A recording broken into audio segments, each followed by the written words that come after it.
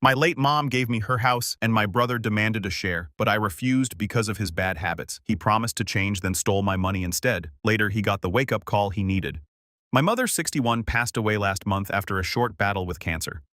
The past few weeks have been a complete blur. I, 27, have been struggling to process everything while also handling funeral arrangements, paperwork, and now her estate. I never imagined I'd be dealing with this at my age, especially not this soon. The reason I'm posting today is because of my younger brother Noah, 26M. We grew up relatively close despite being only 13 months apart. After Mom's funeral, we met with her lawyer to go over her will. I expected a straightforward process where we'd split everything equally. That's not what happened. Mom left her house, which is her only significant asset, entirely to me. Noah received some personal items and family heirlooms, but nothing of substantial financial value. When the lawyer finished reading the will, Noah looked completely shocked. He stayed quiet during the meeting, but as soon as we left the office, everything changed. Noah confronted me in the parking lot, accusing me of manipulating Mom to cut him out of her will. He demanded that I sell the house immediately and give him half of the money. When I tried to explain that I never discussed the will with Mom and had no idea she had planned this, he wouldn't listen. He called me a liar and said I always thought I was better than him. The conversation escalated until he was shouting in the middle of the parking lot. Several people turned to stare at us. I tried to calm him down, but he stormed off, saying he would contact a lawyer to contest the will. He hasn't spoken to me since, except to send text messages demanding his fair share of our mother's estate. Under normal circumstances, I would probably agree to sell the house and split the proceeds. The house is about an hour away from where I live and work in an area that isn't likely to see much property value growth, but I hesitated because I think I understand why Mom made this decision even though we never discussed it. Noah has always been extremely bright and charismatic. He scored nearly perfect on his SATs without much studying and was always popular in school. He got into an excellent university with a partial scholarship.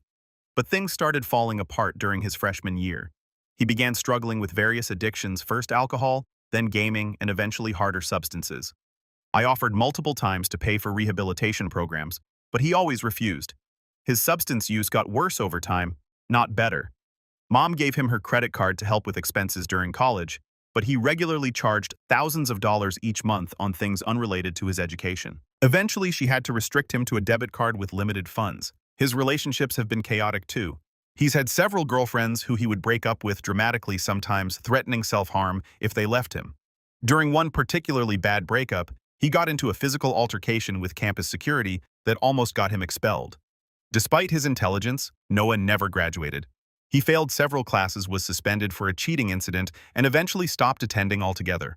He told Mom and me that he had graduated for almost a year before we found out the truth. Currently, he works part-time at a lab as a technician, a job that's well below his capabilities, but the only one he could get in his desired field without a degree. What makes this situation harder is that I've invested significantly in supporting our family financially. When Mom's health started declining 5 years ago, I took a high-stress job in finance instead of pursuing my passion for photography. The salary allowed me to pay off the remaining mortgage on Mom's house and set up a retirement fund for her. Mom had spent most of her savings putting us through college and supporting Noah's lifestyle afterward, so she had very little set aside. Noah knows all this. He knows I've been financially supporting Mom for years while he was still taking money from her. The inheritance would be about equivalent to 1 year of my current salary and bonus. A nice addition to my portfolio, but not life-changing. For Noah, however, it could be transformative if used wisely.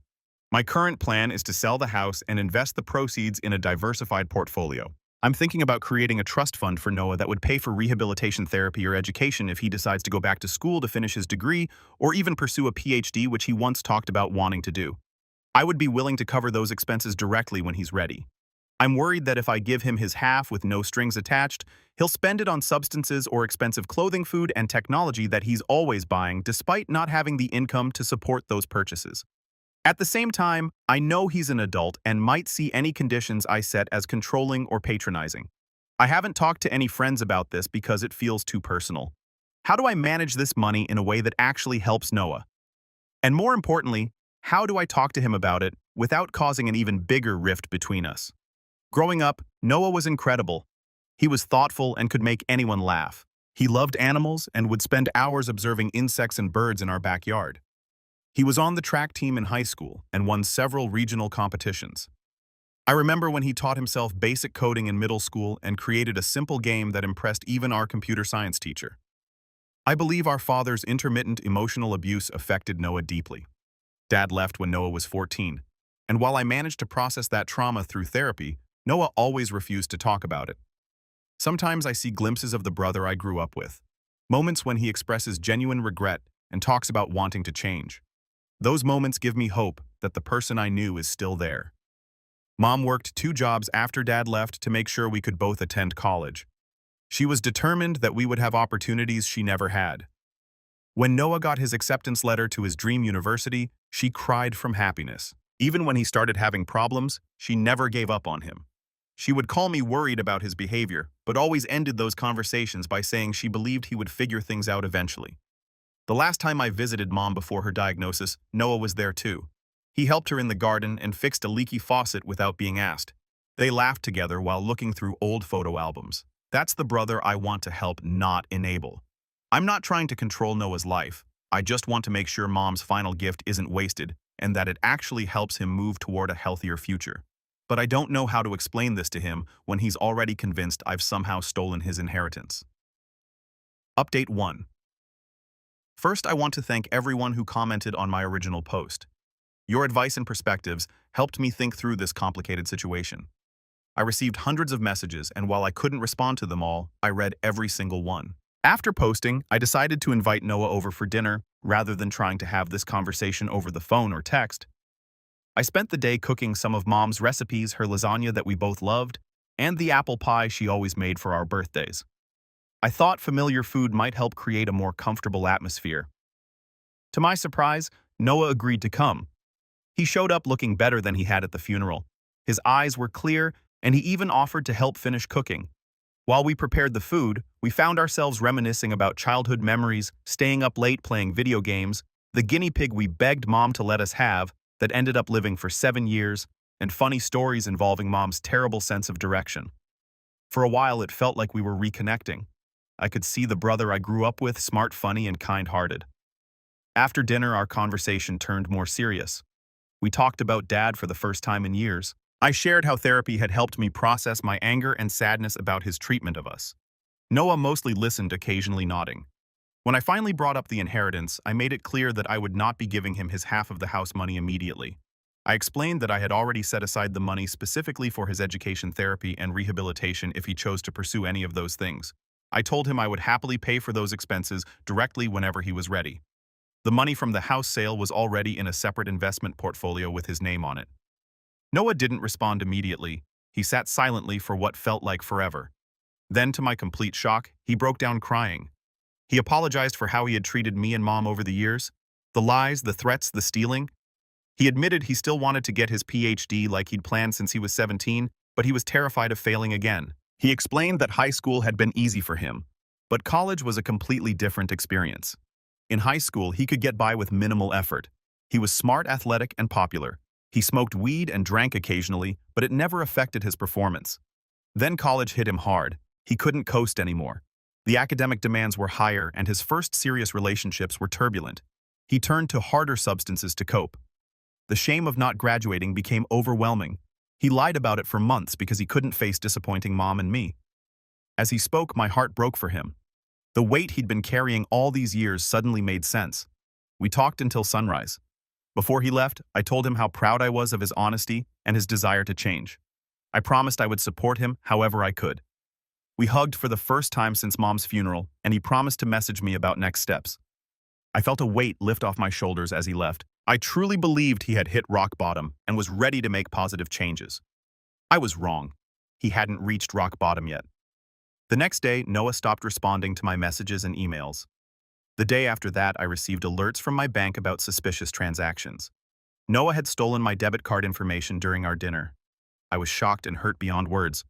I messaged him about how his actions made me feel and warned him that if he did this to someone else, there could be serious legal consequences. He didn't respond to that message or any others I sent over the next week. I monitored his social media to make sure he was alive, but otherwise gave him space. I figured he was avoiding me out of shame or was back to using substances. Either way, I decided to wait for him to reach out when he was ready. 2 weeks after the theft incident, I received a call from Noah at 3 a.m. He was on a weekend trip with friends that had involved heavy drinking and drug use. His best friend and former roommate Marcus had overdosed and died. Noah called me from the hospital, barely able to speak through his sobs. Marcus was an only child whose parents lived overseas. Like Noah, he was incredibly intelligent and had managed to graduate near the top of his class despite struggling with substance abuse. His parents were devastated. The friend who had supplied the drugs disappeared after the incident and didn't even attend the memorial service. The whole situation was heartbreaking for everyone involved.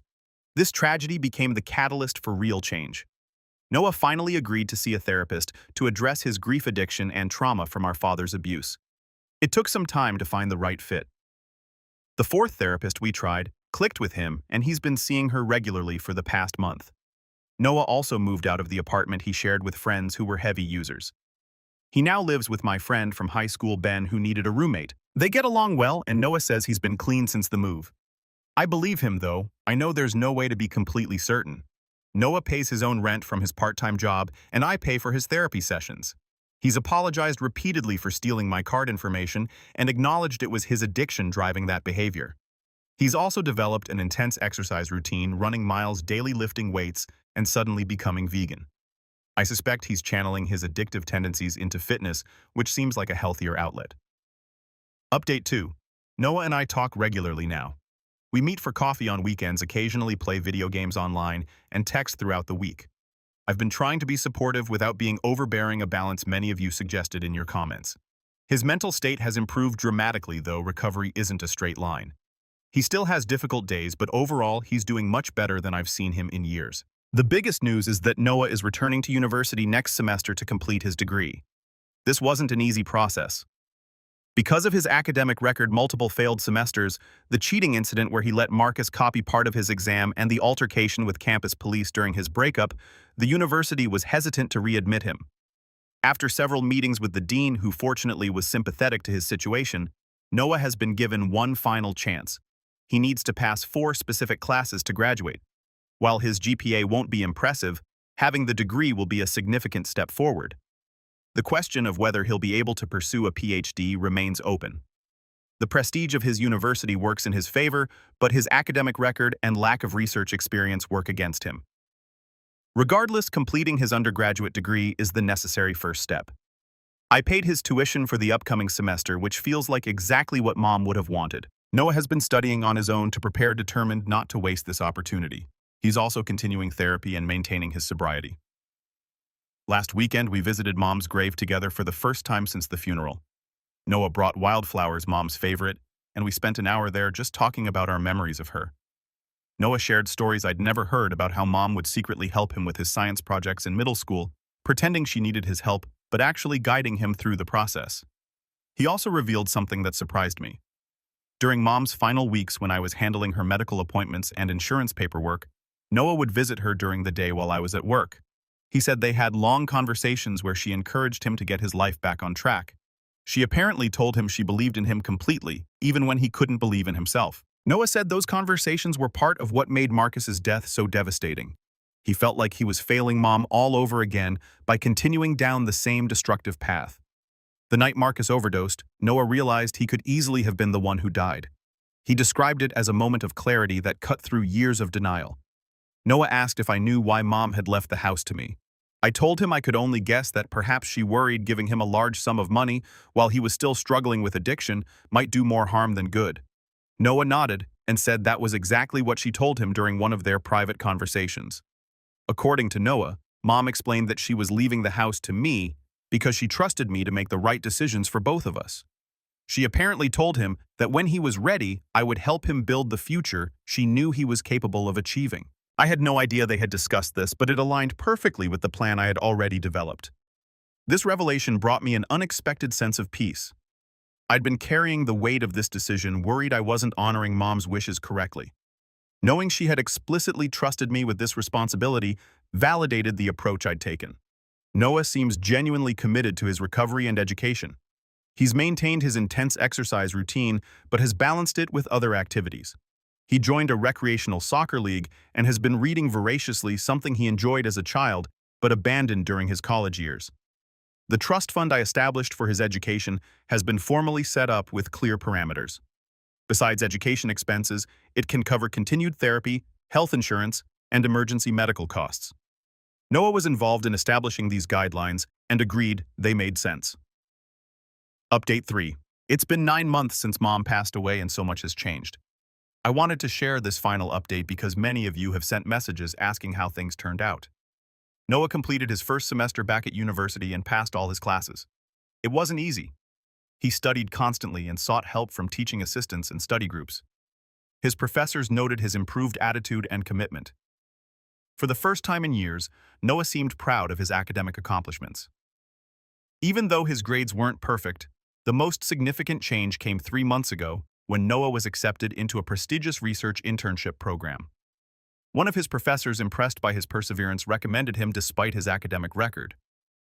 The position is in environmental science, focusing on habitat restoration, combining Noah's love of nature with his scientific background. This internship has opened doors we didn't think possible. Noah's supervisor has mentioned the possibility of Noah joining their graduate program next year if he continues to perform well. The program has a strong focus on field research rather than classroom academics, which seems like a better fit for Noah's learning style. Noah has maintained his sobriety for 8 months now. He still attends therapy weekly and has connected with a support group for young adults in recovery. He's developed healthy friendships through his internship and soccer league, gradually distancing himself from his former social circle.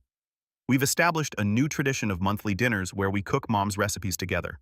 During our last dinner, Noah revealed he's been volunteering at a youth center, talking to teenagers about substance abuse and mental health. Hearing him speak candidly about his experiences and watching him connect with these kids has been remarkable. The house sold 2 months ago for slightly above asking price. As planned, most of the proceeds remain in the trust fund for Noah's education and well-being. I did make one change to our arrangement. I released a small portion of the funds directly to Noah so he could purchase a reliable car to commute to his internship site, which is in a remote area, poorly served by public transportation.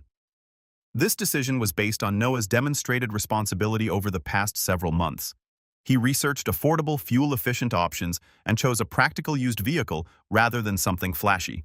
He's maintained it carefully and even helped a colleague with rides when their car broke down. Marcus's parents visited last month for the 1-year anniversary of their son's death. Noah organized a small memorial gathering at a local park. Watching him support Marcus's parents through their grief showed me how much he's matured. He spoke about how Marcus's death changed his perspective and led him to make different choices. The friend who supplied the drugs that night reached out to Noah recently asking to reconnect.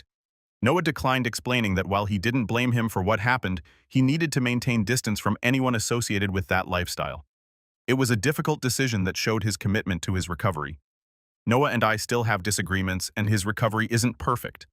There have been challenging days and moments of tension, but the constant anger and volatility that characterized our relationship after Mom's death has been replaced by mutual respect and understanding. I believe Mom would be proud of both of us, not just of Noah's progress, but of how we've managed to navigate this difficult situation together.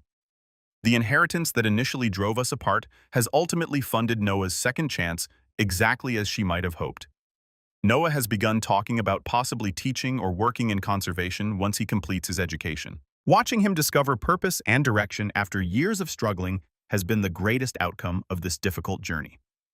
As for me, I've started taking photography classes on weekends, something I set aside years ago when I chose financial security over passion. Noah encouraged me to pursue this interest again, pointing out that Mom would want both of us to build fulfilling lives. I don't know what the future holds, but for the first time in years, I'm hopeful about Noah's path forward. The road hasn't been straight or easy, but we're both finding our way. Now let's move to the next story. Story 2. My elderly parents scammed me for $100,000 and disappeared. When I tried to find them to sue them, my wife asked me not to do so. Later, I found that this scam went deeper than I had thought.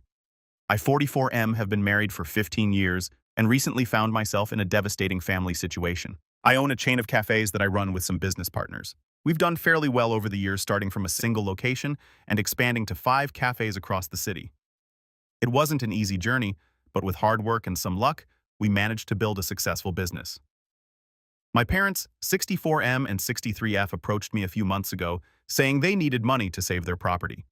They explained they had a considerable amount of debt because of the expenses related to my upbringing and some poor financial decisions they made over the years. Growing up, we weren't wealthy by any means.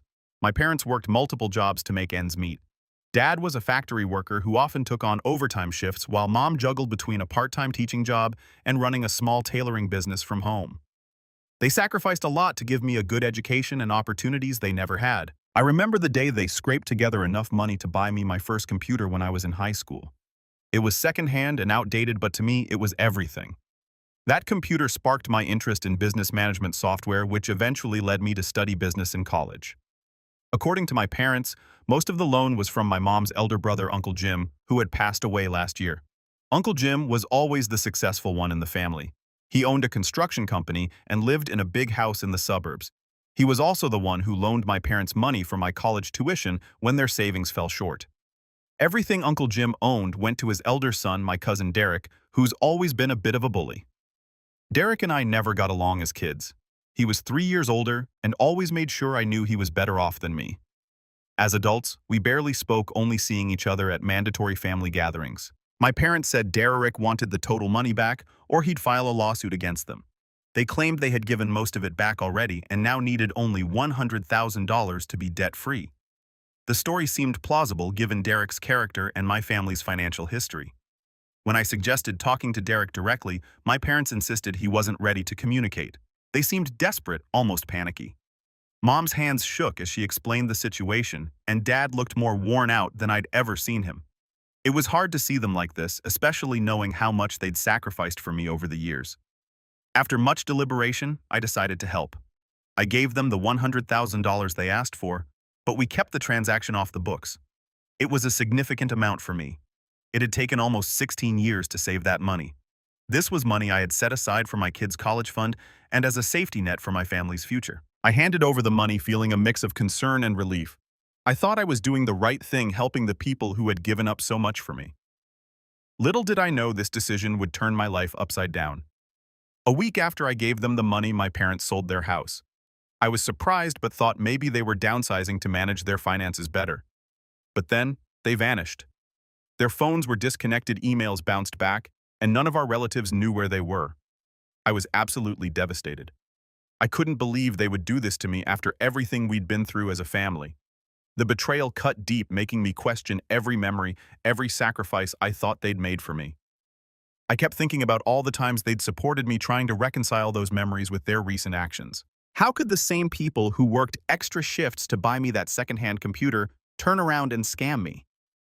The situation has caused a significant rift between my wife and me. When I first told her what happened, she was shocked and sympathetic. She held me as I broke down, assuring me we'd figure it out together. But as days passed and I started talking about suing my parents to recover the money, she became increasingly resistant to the idea. "They're your parents," she kept saying. "You can't sue your own family." But I felt I had no choice. This wasn't just about the money. It was about the breach of trust, the lies, and the complete disregard for our relationship. My wife and I have been arguing about this constantly. She thinks I'm overreacting and that there must be some explanation. But I can't shake the feeling that something isn't right. Why would my parents, who always preached about honesty and integrity, suddenly act this way? I've tried reaching out to other family members, but no one seems to know where my parents are. My aunts and uncles are just as shocked as I am. Some of them have sided with me while others think I should let it go for the sake of family peace. The whole situation has me questioning everything.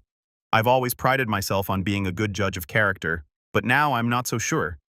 If my own parents could deceive me like this, who can I trust? I've been losing sleep over this, replaying every conversation in my head, trying to find clues I might have missed. Did they give any hints about their plans? Were there warning signs I ignored? The cafe business has been suffering because of my distraction. My business partners have been patient, but I know they're concerned. I've tried to focus on work, but it's hard when your personal life is in shambles. I remember the day we opened our first cafe. It was a tiny place, barely bigger than a food truck, but it was ours. My parents were there beaming with pride. Dad even worked the register for the first week to help us out. Mom baked muffins every morning to supplement our limited menu. They believed in me when no one else did. Now I find myself staring at the walls of our flagship store, wondering if those memories are even real. Did they support me because they loved me, or were they investing in a future payday? I've considered hiring a private investigator to find my parents, but part of me is afraid of what I might discover. What if they're in trouble? What if they were forced into this somehow? Or worse, what if they really did just take the money and run? The $100,000 was meant to be a safety net for my family's future. My wife and I had talked about using it for our kids' college funds or as a down payment on a vacation home. Now those dreams seem out of reach. I'm torn between my anger at being betrayed and my worry for my parents' well-being. Despite everything, I can't help but hope there's a reasonable explanation for all of this. I'm not sure what to do next. Should I go ahead with the lawsuit, try to find them myself, or should I listen to my wife and let it go? Any advice would be appreciated. Update 1. It's been a month since my last post and things have taken an even more shocking turn. After much internal debate and several heated arguments with my wife, I decided to go ahead with the lawsuit against my parents. This decision led to a major blowout with my wife. She was vehemently against it, saying I was tearing the family apart. Her reaction seemed extreme, even considering her previous objections. One night, after a particularly heated argument where she accused me of being heartless and selfish, I noticed my wife acting suspiciously with her phone. She kept taking it with her everywhere, even to the bathroom, which was unusual for her. My gut told me something was off, so I did something I'm not proud of. I checked her phone while she was sleeping. What I found left me speechless. There were dozens of messages between her and my parents. It turns out they had been in constant contact this whole time. As I read through the messages, my world crumbled around me. It became clear that my parents did have the money to pay off their debt, but they didn't want to do that. Instead, they had planned with my wife to scam me out of the $100,000. The messages revealed that my wife was getting a share of the money. They had concocted an elaborate story about the debt and the threatening cousin knowing I would want to help my parents. My wife's role was to convince me to give them the money and then discourage me from pursuing legal action when they disappeared. I was blindsided. Not only had my parents betrayed me, but my wife of 15 years was also involved. The person I trusted most, who I thought would always have my back, had been lying to my face for weeks. As I scrolled through their conversations, I found messages dating back months before my parents asked for the money. They had been planning this for a long time. There were discussions about how to approach me, what story would be most convincing, and how to handle the aftermath. I felt physically ill as I read my wife coaching my parents on how to act desperate and worried. She knew all my weak spots, all the buttons to push to make me want to help. She used her knowledge of our financial situation to determine exactly how much they could ask for without raising suspicion. The betrayal cut deep. I thought back to all the nights I'd spent tossing and turning, worried about my parents while my wife comforted me. All those times she'd told me to let it go, to forgive them. It was all part of their plan. I confronted my wife the next morning. At first, she tried to deny it, but when I showed her the messages, she broke down. She confessed to everything, saying she did it because we needed the money. Apparently, she had gotten us into some debt with online shopping and gambling, which she had been hiding from me. She sobbed as she explained how it started as a small thing. A few online purchases here, a bit of online poker there, but it snowballed, and before she knew it, she was in deep. When my parents approached her with their plan, she saw it as a way out of the hole she dug for us. I was too angry and hurt to even process her excuses. The woman I'd shared my life with for 15 years, the mother of my children, had betrayed me in the worst possible way. I asked her to leave the house immediately. She's currently staying with her sister, and I've told her not to contact me except through my lawyer. I've expanded the lawsuit to include my wife. Now, I know this might seem extreme to some, but I can't let this level of betrayal go unpunished. The trust in both my marriage and my relationship with my parents has been irreparably broken. The hardest part has been explaining the situation to our kids. They're 13 and 11, old enough to understand that something serious is happening, but young enough to be confused and hurt by it all. I've tried to be honest with them without vilifying their mother or grandparents, but it's a delicate balance. My daughter, always perceptive, asked me if this meant we wouldn't be going on the family vacation we'd been planning. My son, usually so stoic, broke down crying when he realized his mom wouldn't be living with us anymore. Their pain only adds to my anger at the situation. My business partners have been incredibly supportive through all of this. They've stepped up to handle more of the day-to-day operations, giving me time to deal with the legal and personal fallout. I'm grateful for their understanding, but I know I need to get back to work soon for my own sanity. I've started seeing a therapist to help me process everything. It's been helpful to have someone objective, to talk to someone who can help me navigate the storm of emotions I'm feeling. Some days I'm consumed by anger, other days the sadness is overwhelming, and then there are days when I feel nothing at all, which is almost worse. The lawsuit is moving forward, but it's a slow process. My lawyer is optimistic about our chances of recovering the money, but warns it could take a while. In the meantime, I'm focusing on healing and rebuilding my life without the people I thought I could trust most. Update 2. It's been 3 months since my last update, and a lot has happened. The lawsuit against my parents and soon-to-be ex-wife is progressing, but it's been a challenging and emotional journey. My lawyer suggested hiring a professional to locate my parents as they were still off the grid. After some searching, we finally found them. They were living in a small coastal town hundreds of miles away from our home.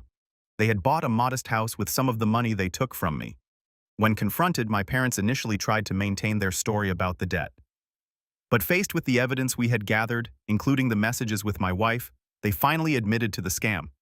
Their confession was both a relief and a new source of pain. They expressed remorse, claiming they never meant to hurt me, but I found it hard to believe or accept their apology. My mother broke down crying, telling me how they had always struggled financially and saw this as their only chance at a comfortable retirement. She spoke about the years of financial stress, the constant worry about making ends meet. She talked about watching their friends retire comfortably while they still live paycheck to paycheck. In her mind, this wasn't just about the money, it was about finally having peace of mind in their golden years. My father, on the other hand, remained stoic and unapologetic.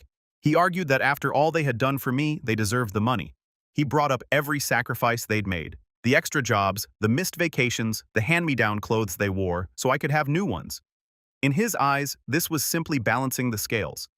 His attitude only fueled my determination to see the lawsuit through. I reminded him of all the times I'd helped them over the years, paying off their car, helping with medical bills, even offering to help them relocate to a cheaper area when they complained about the cost of living. I had always been there for them, and this is how they repaid me. The revelation of my parents' location and their confession has added new complexity to the legal proceedings. My lawyer is confident that we have a strong case, but warns that family court cases can be unpredictable and emotionally draining. On the personal front, I've been struggling to cope with the aftermath of these betrayals. My kids are having a hard time understanding why they can't see their grandparents or their mother. I've arranged for them to start therapy to help them process everything that's happening. My daughter, always close to her grandparents, keeps asking when she can visit them. She doesn't understand why the people who used to babysit her and take her to the park are suddenly off limits. My son, on the other hand, has become withdrawn. His grades are slipping and he's lost interest in his usual hobbies. My soon-to-be ex-wife has been trying to reconcile sending messages through her lawyer about how sorry she is and how she wants to make things right, but I'm not ready to forgive or trust her again. The divorce proceedings are moving forward and we're negotiating custody arrangements for our children. Work has been my main source of stability during this tumultuous time. I've thrown myself into expanding the cafe chain, using it as a distraction from my personal problems. We're looking at opening 2 new locations in the coming months, which has been a welcome positive focus. I've also been leaning heavily on my friends for support.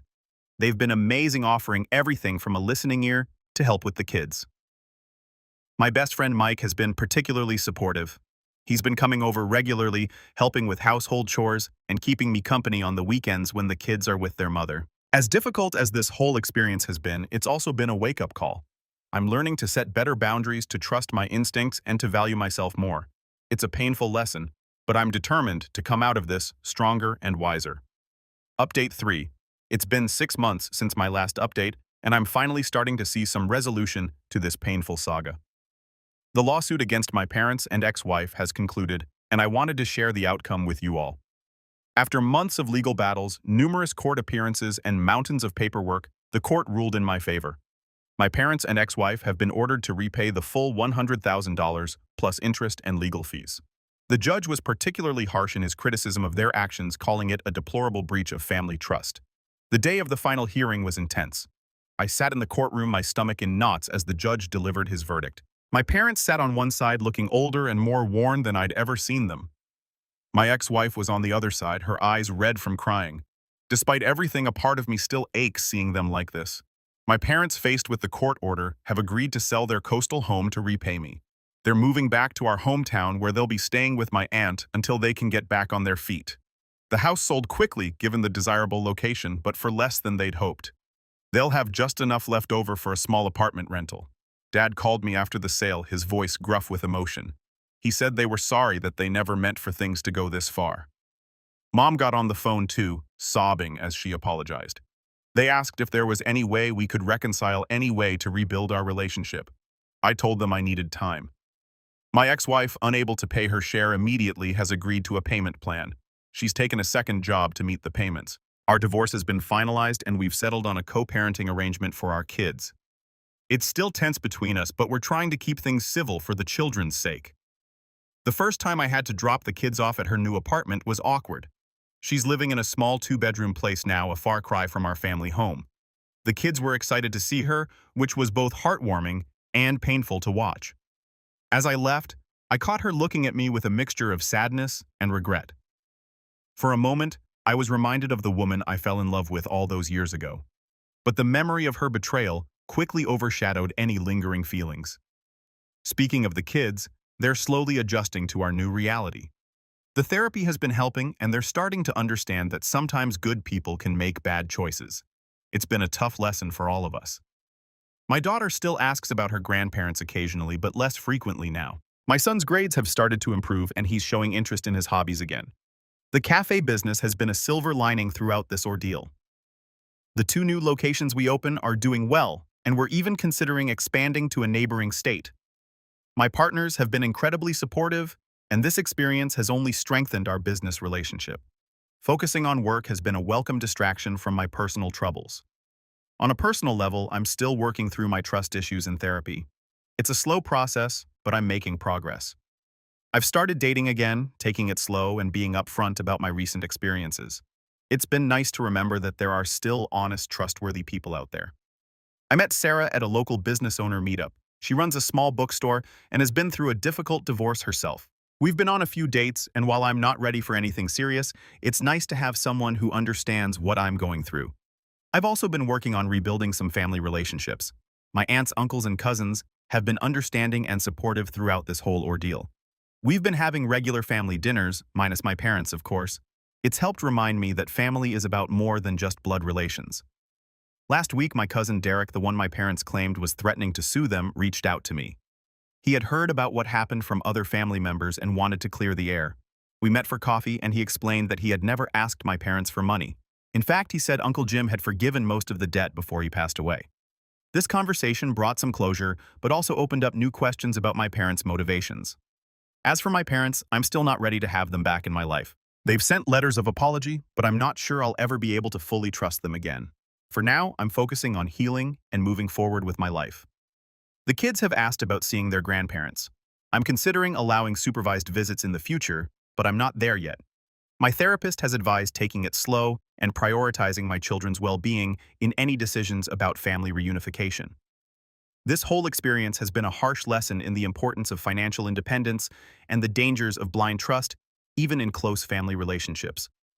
While I wouldn't wish this situation on anyone, I've grown from it. I'm more cautious now, but also more appreciative of the genuine relationships in my life. As I sit here in my office overlooking the bustling cafe below, I can't help but reflect on how much has changed in the past year. The journey has been painful, but I'm starting to see a way forward. I'm focusing on being the best father I can be, growing my business, and slowly rebuilding my personal life. Thank you all for your support throughout this journey. Your advice and kind words have been a source of strength during some of my darkest moments. I'm not sure what the future holds, but I'm cautiously optimistic. Life goes on, and I'm determined to make the best of it.